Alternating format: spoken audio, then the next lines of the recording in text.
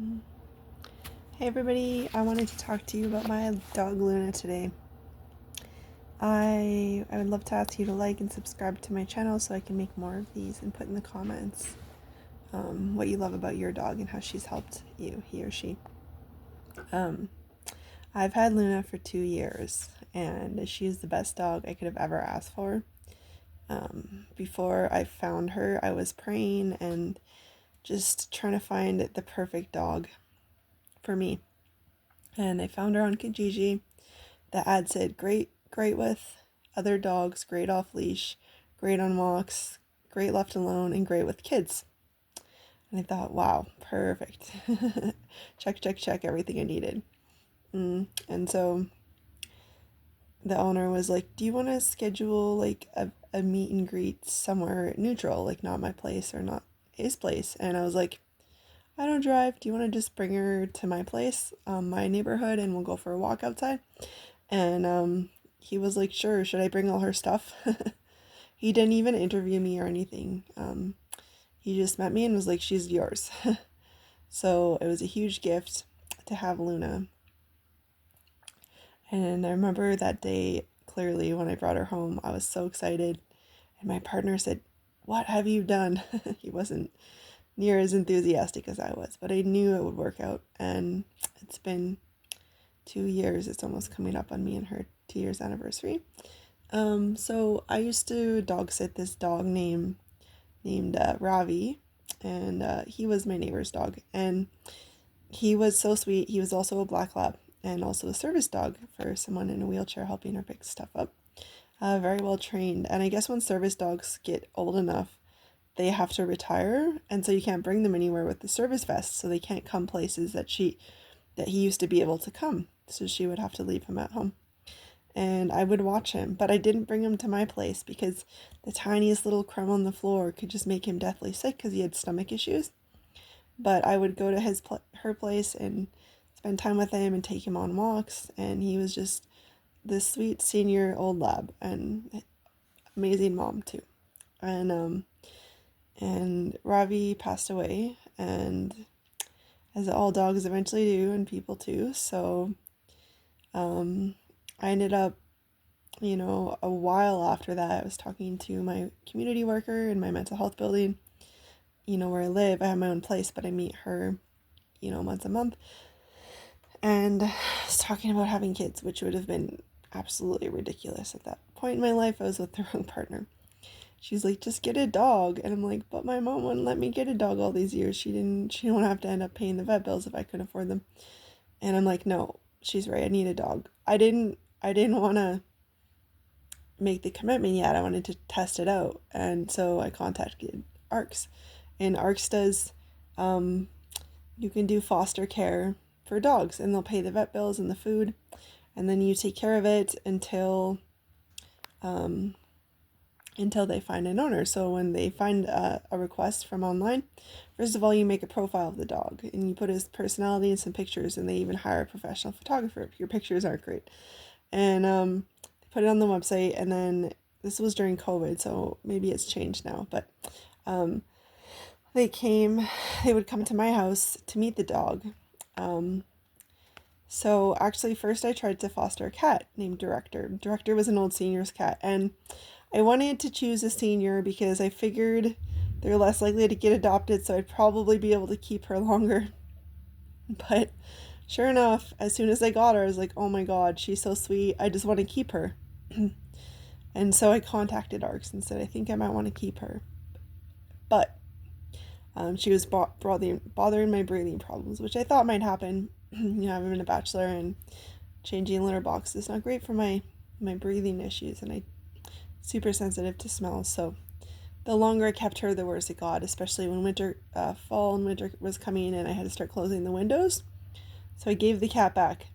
But she was this overweight cat, super sweet, just super chill right away. Like, we didn't even clean the place properly before she came over. So as soon as she came over, we were like frantically just vacuuming and cleaning and putting stuff away.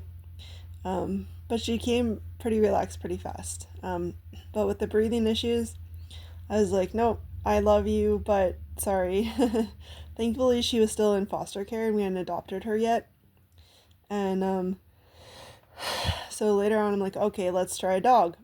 So Razzie came home, and Razzie was just full of energy and super sweet, and I ended up growling at neighbors though. So I was kind of in a relationship back then, and my ex would yell and we get into arguments, and yeah, he was too angry for any kind of pet. But I knew I needed a dog to help us. And so, after Razzie started growling at neighbors, I thought, oh my God, I can't do this. I remember signing a lease with my landlord saying, you can't have aggressive dogs in the building. I don't know what that even means. Like, can you define that? So I walked Razzie over to the next building next door to the landlord and let her meet Razzie. And she's like, oh no, he's fine. And I told her he was growling, and she's like, well, just keep the distance from people. It's fine. He's just being a dog. But at that point, I had already called ARCS and said, I'm having issues. I might need to bring him back, because they like to have a heads up if you're going to bring them back. And so I ended up I was asking ARCS like a little more time. Let's try to figure this out. And ARCS said, no, I think you should bring it back. And also with Razzie, I couldn't leave him alone. As soon as I left him alone, he was like clawing and barking at the door. So it was super stressful on me. And at first they're like, don't train him for the first while, but because he was being a bit aggressive, they're like, okay, you can start training. But it's actually a huge blessing to bring him back. And yeah, honestly, like when dogs are around people that yell, I mean, they're going to start getting behavior issues too. So he could have been the sweetest dog. And I felt really bad that we had done that to Razzie, just brought him into a stressful environment when he already came from the ARCS and stuff. But anyways, I love my dog very much. I would do anything for her, although I try to do everything for her. It's hard. But I got Luna, my black lab. I think she's going to be 3.5 soon. 2 years ago, and bringing her into a home where I was in an emotionally abusive relationship, and I used to fight back and argue back. And as soon as I got Luna, I realized, don't fight. Luna taught me that. She's all love. She would never fight me. She might defend other people, me against other people, and bark at them, but she would never bark at me aggressively. I could leave her alone for 8 hours and come home, and she's super happy to see me. And she just taught me like that no matter, how long I go out for the day, she still loves me when I come home. And, she just wants to cuddles and hugs and kisses and walks and food and to socialize. And so as soon as I got her, I felt this love that I hadn't felt in a while for myself, for her, for life again. And she saved my life.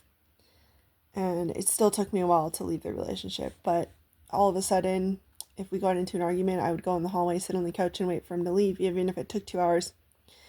And he insisted on staying. I was just like, nope, I don't want to fight. Just go home. You live close to here. Just go home. And I used to like avoid coming home. I would be out all day and doing all different kinds of things in the community with my mental health clubhouse and my friends and stuff. And I never wanted to be home. And with Luna, I was like, I love coming home. I'm anxious to be out too long now. I still like to go out. I still need to go out. I still socialize a lot, but I'm spending more time at home, I think, and more time outside on walks. So I love going on walks with her. And it's a wake-up call having a dog, because you got to really take care of yourself and stay on top of things, or it's just chaos. And some days are really hard. Like, it's a balance between, what do? Do I do my dishes first? Do I eat first? Do I walk first? Like, do I clean my house first? Like, I got to go out later. Like, so I'm still learning, like, to prioritize whatever's priority. But, my friends and family say I take really good care of her. Of course, I always say I could do a lot better, but I really do the best that I can. And I do wish I could do better. Longer walks every day, walking her as soon as I get home, as soon as I wake up, playing with her, petting her, and training her and spending that $600 a month to train her. That's what I'm trying to work up to. And she's drinking water. But animals teach us so much. It's so funny, when I first got Luna, I was like always on my phone. I had a bit of a phone addiction. I still do. But yeah, it was so funny that she would like bark every time I picked my phone up. And I was like, huh, what is she trying to say to me? Like, how is she so intuitive that she's like, Mom, you're on your phone again. I mean, it's one thing to be on your phone. It's another to be contributing through videos and posts and like doing constructive stuff on the phone. But so that was interesting. And sometimes she just barks like crazy out the window, so I just close the curtains and she stops. And then I leave her alone and she's fine. So she was fully crate trained when I got her. And then I just kind of decided to not leave her in the crate because it's so hot in here. I have windows on both sides, so I get morning and afternoon sun, and the heaters at that point were broken. And I didn't realize I could just shut the heat valves off at this summer, but they'd kick on high even in the middle of the summer, so it was rough. But finally got an air conditioner and a fan, so I do leave that on for her sometimes. And then please don't comment on this. Some people make rude comments, but like, I do raise her vegetarian. It's a really good high quality food from the pet store. Yes, it's got some canola oil. It's not perfect, but it's pretty decent and designed for dogs that are plant-based, so that's beautiful. But I can't find any plant-based treats that don't bug her stomach. So lately you've been feeding her meat treats. Please don't comment on that either. But that's just been helping with her training, because it's hard to train her without it. And it's working well, but got a few offers to train her with kibble, especially on that, so might learn that. But taking her to the dog park was amazing. She did so well until recently. I think the trauma started again when we were, the bikes are coming out, and she's terrified of bikes, because when she moved in here, there was bikes in the hallway and wheelchairs, and she instantly became afraid. And some of the neighbors here in a mental health building are not great, so they'll like, ride the bike down the hallway, and I'm like, can you please get off your bike and be slow? My dog's afraid. And they start yelling. I'm like, okay, great. You just made her fear even worse. You just justified it. So it still takes me doing some training, deconditioning around. She's gotten a lot better in a lot of ways. Like, she's barking less at people. But yeah, after the bikes started coming on the sidewalks, she'd get really scared, try to run on the road, and then I was in the hallway and accidentally I was trying to bring a microwave home from the hallway that someone left while, holding her on the leash, and she pulled really fast, and then I dropped it. And then ever since then, like, she would just get in fights at the dog park. I'm like, okay, that was traumatizing. I'm really sorry. Stupid move. I didn't drop out on her, of course. Like, she was way pulling in the other direction. But anyways, I need to work with the trainer and work on, like, introducing her to other dogs again.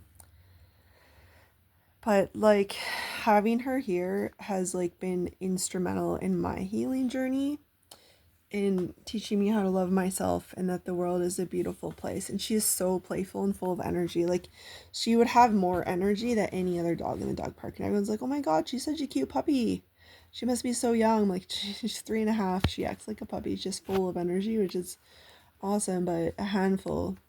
And I did a lot of training with her, and yet she still hasn't overcome the trauma. And like, that makes me really sad, because she sees a dog outside and she starts barking and lunging because she wants to say hi, but if she gets too close, she gets a little aggressive. So I don't usually bring her to dogs. Of course, the dog was like off leash today and ran right up to her. But anyways, she's just so sweet, and like, all the training I did with her really did make a lot of progress. It just we didn't get quite to the point where we wanted to, so we're gonna have to go back and do that. But when I moved into the mental health building, you weren't allowed pets, and someone from one of the other buildings had fought the system because of it, and they actually won.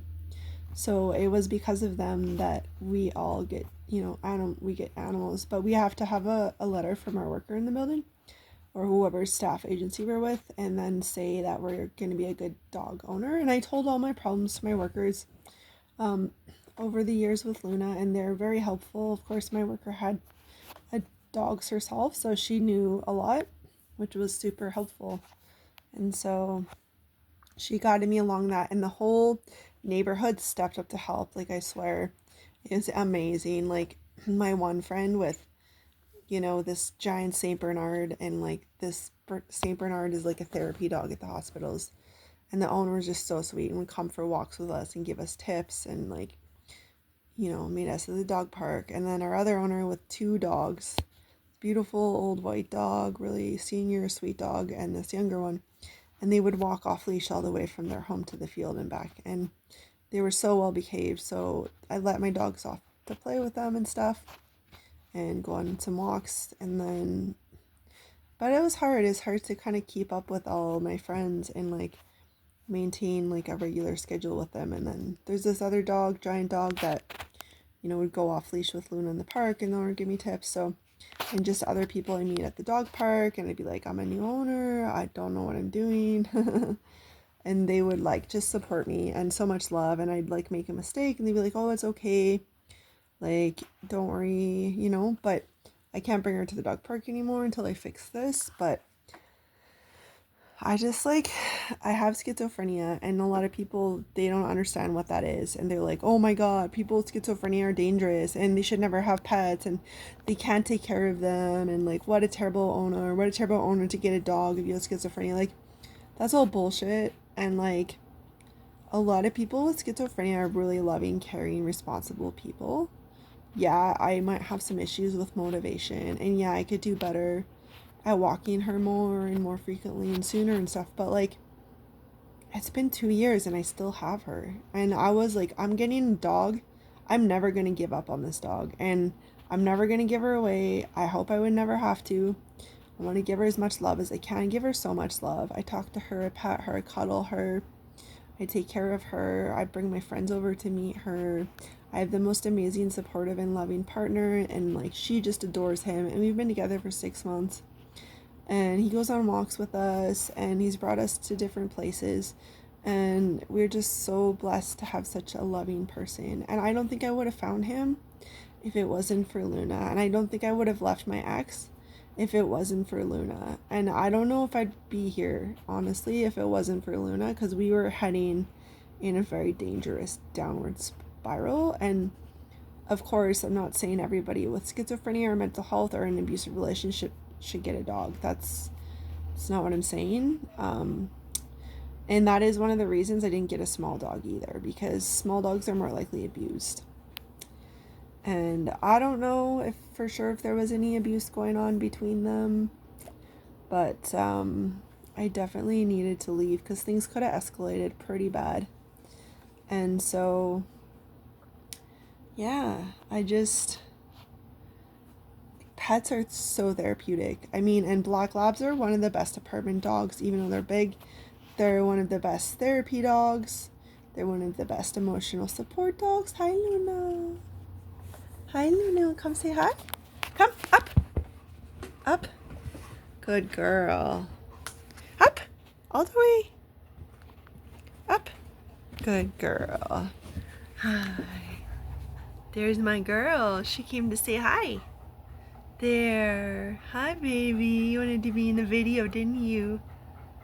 She says, I love you, mommy. She loves cuddles. She comes right up here and she's like, oh, I want some cuddles. I wanted to be in the video. Everybody's like, I wanted to see your dog. I'm trying to turn the camera around. I'm like, I don't even know how. That's my girl. Yes. Yes, I'm eating junk food in the background. I'm so sorry. Yes, they have a vending machine in the building, but that's okay. I also have a dog, and she just is the sweetest puppy in the world. So that's it. Luna called it a close here at the perfect moment. And I really, really love pets and animals. And if you want to get a pet and you can be a good pet owner, go for it. You know, if not, and you want to spend time with pets, you could always volunteer at a shelter, or you could volunteer to take the dogs on walks, or you could volunteer as a foster owner. You know, and yeah, maybe you want to get a pet and bring them to the hospitals or the seniors' homes or wherever they go. Pets teach us a lot about love. They're Zen masters, you know. Luna meditates most of the day. She's not really into technology. She loves nature. She gets super excited when friends come over. If you say the W word, she gets super excited. She loves those WALKs. Oh, she's gonna come in for the cuddles. She's gonna come in for the cuddles. I just love her. I didn't know until I had a dog how much I could actually love her. And yeah, she was super grateful that I took her in and took her as my own. Yes. And we get to spend time away from her sometimes. We'll hire like a dog sitter off Rover, and we'll give her the puzzle toy every day, almost every day, for like, you know, brain stimulation. We've taken her on hikes. We've taken her lately. The thing is like just going to all different kinds of beautiful dog parks. Not dog parks. Have a sleep here. Going to beautiful walks and going to new streets, which is very, very good for her. And yeah, so we've been doing that and going on, you know, longer walks lately, ever since the dog park thing. And what else? What else did we want to say? A huge shout out to Pet Planet, because super love that they're all natural, that they're within walking distance. You're hurting my hips, girl. Okay, there. Oh, there. And the people that work there are just phenomenal. And yeah, it's just really cool to like bring her in there. She gets super excited, and they give us tips on training, and they give us like tips on which foods and which treats and like which coats and booties and stuff like that. And she loves going there. She always gets free treats. And the staff are just so friendly, and like such a human connection there, versus like I feel like going into like one of the bigger chains, I just don't, it doesn't feel the same. It's like going to a local coffee shop versus, you know, like McDonald's. And yeah, and then also Glamorgan Animal Clinic is phenomenal, and it's walking distance, so I bring her there. I weigh her once a month. I walk her there. They answer any questions I have about her health with patience and love and kindness, you know, in emails. They're like Health Link for dogs. And then got her in for her annual checkup, and she did great. We, you know, pay for the nail trimmers to come.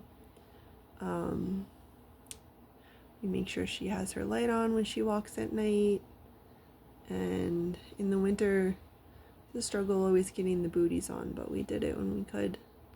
Got her a nice winter jacket, and people are like, oh my god, she's so cute. And you know, in her little booties and sweater in the winter.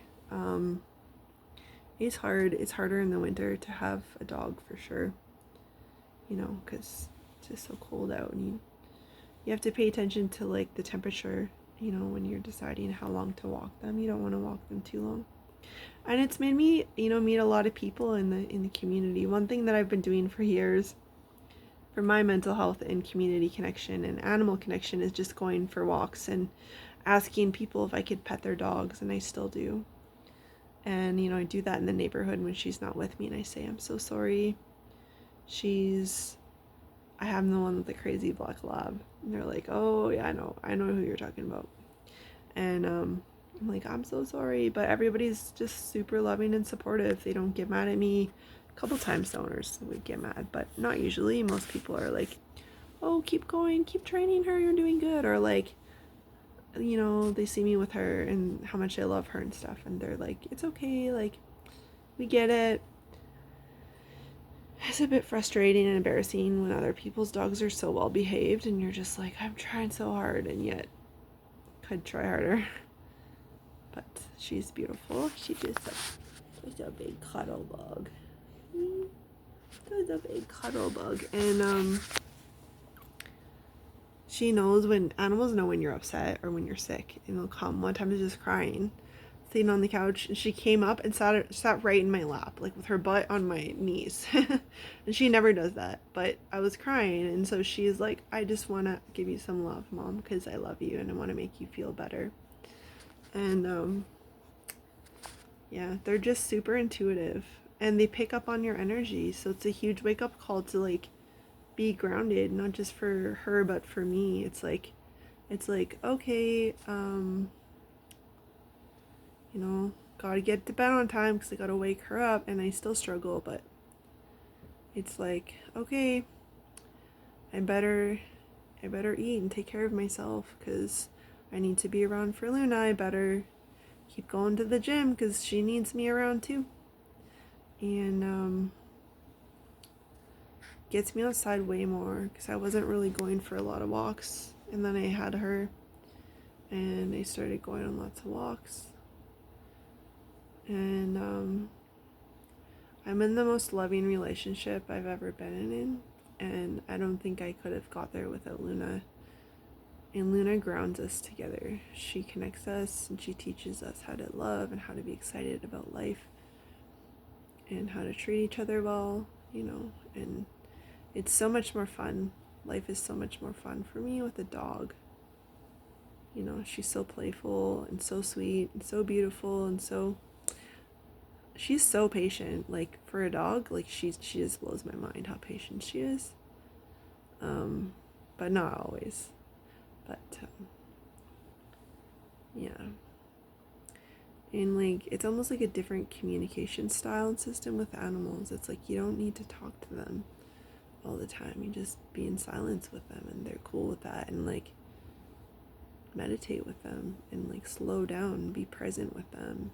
Like I'll come home sometimes and set a 5-minute timer and just be like, this is my 5 minutes of petting her. Or like come home, I'm gonna meditate for 20 minutes while she sits beside me while I pet her, and I'll close my eyes, focus on my breath while I pet her, and it relaxes me and her. And it's just so relaxing to petting her right now. You know? And she just has the quirkiest, funny little things. Like she will, every time I sneeze, she just jumps up and runs over to me. Every time my boyfriend calls, I put him on speaker and she runs over and she starts wagging her tail. And he goes, hi, Luna. And she starts wagging her tail even more.